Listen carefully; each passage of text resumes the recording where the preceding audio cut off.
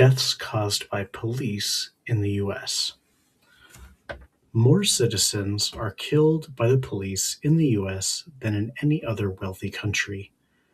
In 2017, US police forces killed 1,099 citizens compared to the next highest country, Canada, at only 36.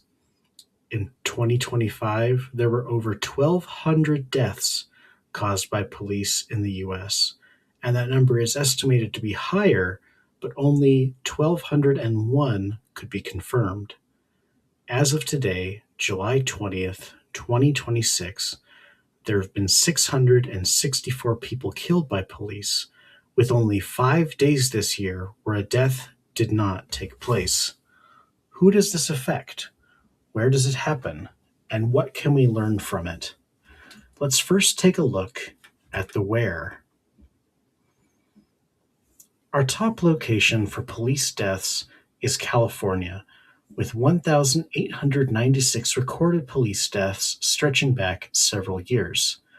While it is a macabre statistic, this makes sense as California is the most populous state, followed by Texas and Florida. Interestingly, Arizona is the fourth highest in police deaths, but only the 14th most populous state. Later in the statistics, we can see an inference as to why.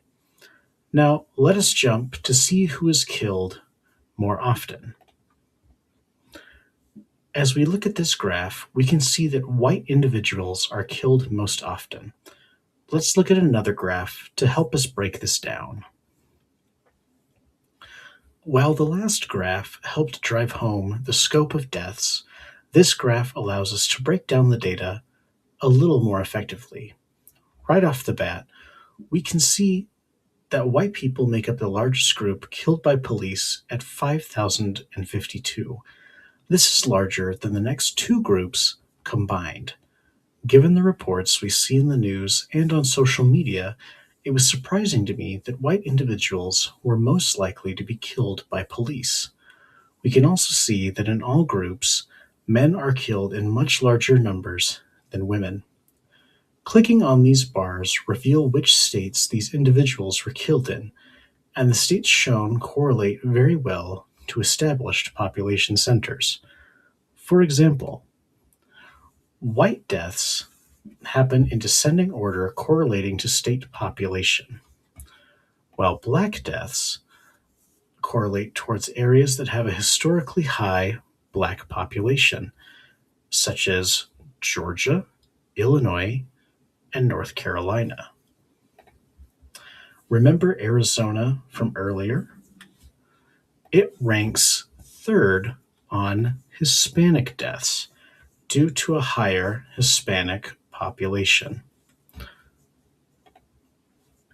Native American deaths are statistically higher in areas with concentrated populations, like Oklahoma and Arizona, home to some of the largest reservations in the country. California has the highest count among all recorded races, aside from Native Americans and Native Hawaiians and Pacific Islanders, in some cases being almost double the next highest state.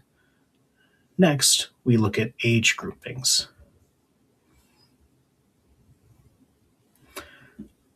The highest concentration of ages is between 25 and 34, followed closely by 35 to 44 and 18 to 28.